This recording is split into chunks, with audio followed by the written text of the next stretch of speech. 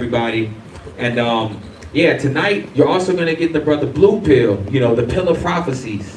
And this represents the When in Rome tour. This represents, when you're in Rome, how to move, how to navigate, how to logistically operate and be on code with your people. We're in a situation now where it's a climatic situation where the decisions we make now is going to determine the futures of our children, right? So, 30, 40, 50, 60, 70 years down the line, grandma, granddad, what were you doing in 2022 when the pandemic happened and this happened? Some of you gonna be, not you in here, but some people gonna be like, oh, I was TikToking, making TikTok videos, and other people's like, no, I was focused. I was getting my health right, my mind right. I was investing, networking, learning new things, opening my mind, and that's what it's about. It's about being a master student. Even Red or Blue will tell you they're students. Even though I call them master teachers, they're also master students. Right? So it's all about having that open mind to be able to absorb different perspectives and allow you to expand different awarenesses, right? And this opens your cup up to be full even more, right? You can't fill up a cup that's already full. I'm gonna move this, we don't need this. But a little bit of background about me. I'm from the DMV, originally from Wilmington, North Carolina. My mom joined the Army and we've been moving all across the country, ended up in Maryland. Moved to Virginia. I've been back and forth between Maryland and Virginia ever since. I wrote my first book, Your Gift, Your Passion, Your Purpose. It's available for $15. I got 4 copies left. I've been selling them. I got to re-up, y'all. But we got Sauce God in the building. This brother is a teacher. He's an artist. He's a pillar in the community. So just give it up for this brother, Sauce God. Sauce God, stand up, man. Let the people know what you look like, man. And I'm going to introduce him. I want him to introduce his school, what he has going on. He's a real pillar in his community. He has tangible solutions and active programs going on right now. So Sauce God, I'm going to give you the mic. Come up here, let the people know what you do, good brother. Peace to the gods, man. Y'all look beautiful. Y'all look amazing. This is a reflection of myself and my growth in this journey. I go by the name of Sauce God. I am from Memphis, Tennessee. We started an intuitive learning academy for children ages 4 through 17. We teach them everything from astrology, biology, alchemy, quantum physics, divine mathematics. And we teach them through rhythm and rhyme. We actually teach them through song. We have 3 different age groups. We have 4 through 7, which is our elementary school, 8 through 12, which is our middle school, and then 13 through 17. It's all based online. The parents have to take the classes as well as the children. So yeah, that's what we have going on. We have some books up here where we teach children, through rhythm and rhyme about their health, and things of that nature. So yeah, the Saucy one. Y'all can follow me at the Sauce God 901, THESAUSGOD 901. Appreciate it. THE. The Sauce God 901. That's the Instagram. Yup. And then the website is the Sauce Spot. THESAUCESPOT 414.com. Thank you. Yep. Give it up for Sauce God one more time, y'all. Much love, much love. All right. Yeah, so without any further ado, the master teacher, the metaphysician, the serial entrepreneur, a pillar in the community, just a man of integrity, a creative, an artist. Clap it up for New York's own Red Pillow! The Facts Edition in 2022. Let's get it! Peace, family. Peace, peace, peace. Y'all give Brother Survey a round of applause, please. Yes. His brother's doing monumental things. And I said it when I was in Richmond. I'm going to say it out here in Maryland.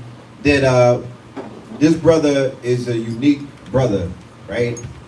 Outside of him being a good comrade, he stepped into the role of a promoter, right? And one thing about roles of promoters, shout out to Dr. Baruch in the building. Please give him a round of applause as well. The importance of the promoters, I don't think it's really even, it's not even reflected upon how important they are.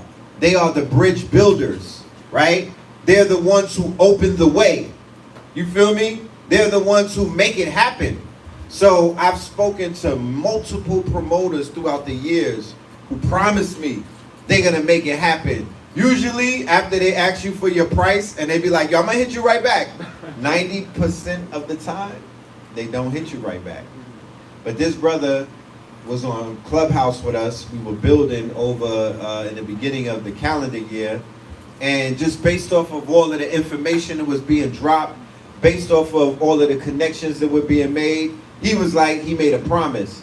He said, yo, I'm gonna make sure I get y'all to my city. You know what I'm talking about? I'm gonna make that happen. And the brother actually made it happen. So give that man a round of applause, because me and Blue Pill, you know, we back outside. You know what I mean? Richmond needed it. Yeah, and then Richmond needed that, right? The brother came and said, yo, what y'all did on Friday in Richmond, Virginia, they haven't experienced something like that in a very long time. I think he said forever. Right. But I'm not from out there, so I don't know. I'm like, I thought it was always lit. It is, but y'all made it litter. Yeah. So one of the main things, in my humble opinion right now, what is of utmost importance is that we get back into places like this. This is where we started, right? We started our whole thing outside, on stages, face to face with the people, letting them see you, because man, oh man, let me tell you what the tricks of a phone possess, right? The fallacies of technology, because in one arm, technology is awesome. You know, we'll talk about that in a minute. But on the other hand, technology has been able to enhance what is known as the illusion, right? People that you might look at through your phones and whatnot, through the screens, or what they call the black mirror, when you meet them in real life, you're like, wait a minute. I want my money back. Somebody done lied to me. You know what I mean? No, the filters filtered your reality from you, right? That's what happened. Somebody was able to curate an experience that you bought into, or a character for that matter, right? Because remember, everybody is not approaching their cameras or their phones the same way that you're approaching it. They're coming through as a character. They're like, shit, I've been waiting for this moment. A camera in my house, you know what I mean? That I could turn on whenever and be somebody. So a lot of people are playing roles. And it's important to really be able to see people that's on your telephone in real life, so you can really feel them out. You feel me? Yep. And know that it's real.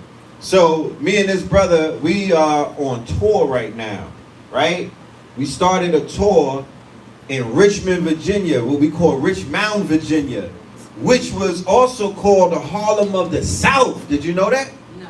Right in your backyard, right? And did you also know the reason why it was called the Harlem of the South is directly after the Civil War. Remember, Richmond happens to be the capital of the Confederacy, right? But right after the war, they built up their own version of a Black Wall Street, right? They built up their own version of a Harlem in the South, where they were experiencing a Renaissance before the Renaissance. And then, of course, you know what happened after that, right? Well, yeah. Actually, that's actually what happened. They said that when the Europeans opened up their quote-unquote businesses and allowed us to patronize it, we started acting like white ice was colder than black ice, right? The same thing that happened in Black Wall Street that people don't talk about. We are under the impression that after it got bombed, it was over with. No. Wait, I guess you're going to wait till Oprah puts the movie out. They rebuilt twice. They got it back up twice. But what buried it is integration. When they opened up the stores across the track and told our people, all right, you could come and shop with us. What did we go and do? Not only did we shop with them, we betrayed our ancestors, right? We betrayed our ancestors because they died over the black dollar. They struck gold. Remember, they was pumping oil over there on Black Wall Street. These are the descendants of the quote-unquote Trail of Tears.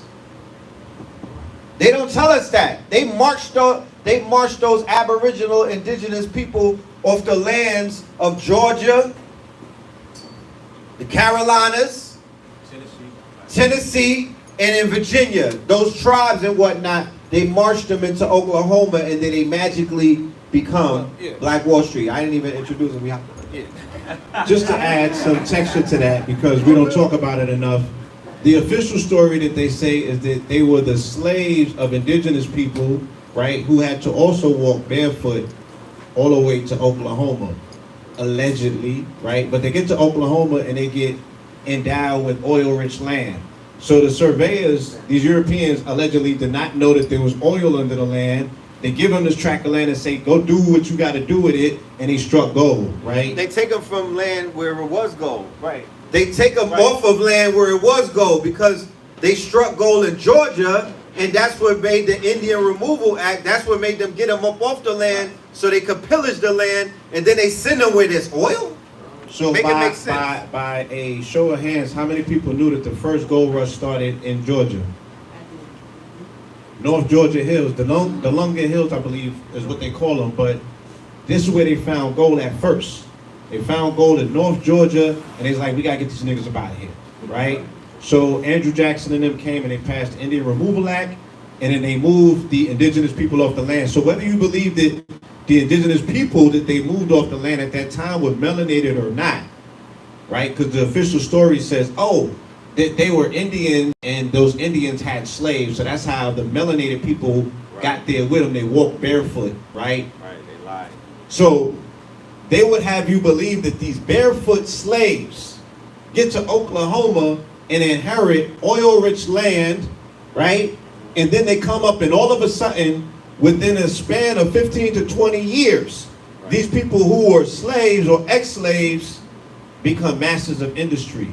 Doctors, lawyers, right? They built their own jitney, their own airport, their own ambulance. This is what ex-slaves did. Right. So they should be building monuments in this country because those people have idealized what the American dream is all about. Fact. These ex-slaves that didn't have education, how you become a doctor with no education? Make it make sense. That work. How you become a lawyer with no bar and no certification, education? So these are the questions that we don't even ask. We just allow people to tell us whatever they want to tell us about our people. And the reason that I know that we've been put to sleep is because the direct descendants of Tulsa didn't know this information. Right. Meaning the next generation, the people that they gave birth to, did not know this information. So they built Tulsa up 2 times after it was destroyed. And it was destroyed, like he said, from economic disparity. Right. The fact that our people felt that, oh, I could go take my business elsewhere and my people don't deserve my business because they didn't teach them their history. Right. So our people perish from a lack of knowledge. Right. You can see that story in real time right in Tulsa.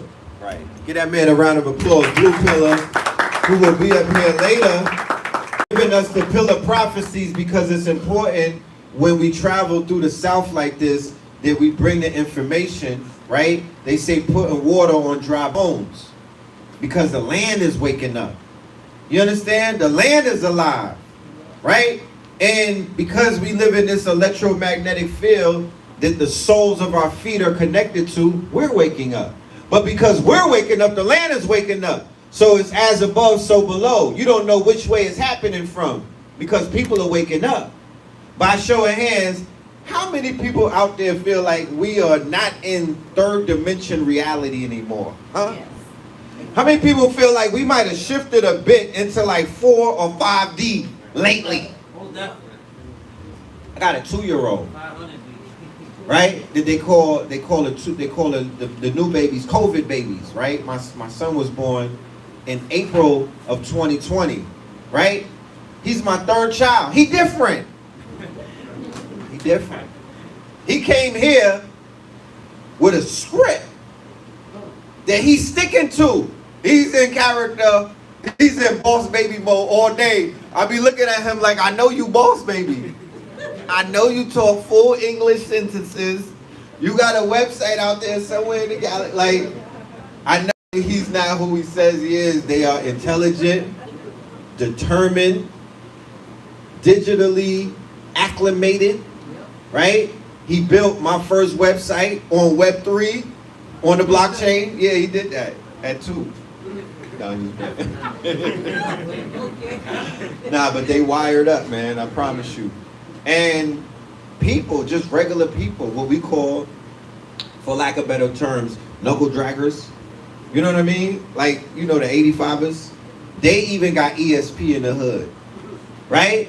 You can walk by the bando and they'll pop out like, you was looking at me? Who's that? You was calling me? You like, I didn't even say nothing, but in your mind you was thinking about them. And then they pop up. People in your family that you just thinking about and they'll call you. Or these days, you know, send you a video on Facebook in your DMs, right? Like your older relatives be sending you the most negative, fear-mongering videos ever. Like, come on, yo, I know about, I know that 9/11 was an inside job. They be catching on. They just catching on to the David Icke and shit. Like, have you heard of this guy? David Icke? I'm like, Mom. We was on that in like 83. Remember? You kicked us out because we was watching those videos. Remember that? Y'all don't know how far this thing has, this thing called consciousness. I don't even call it anything. I don't give it a name anymore, but back in the days, you know what I mean?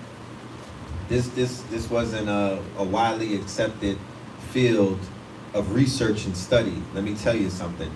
We used to have to hide.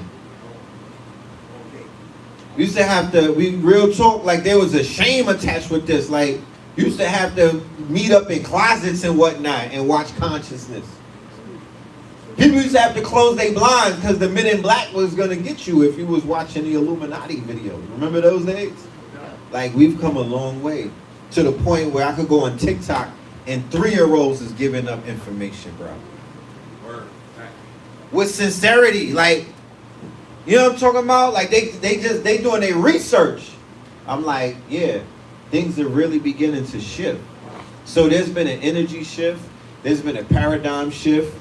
You know what I'm talking about? The Great Reset is taking place on multiple planes. So even though there may be a financial reset, there's a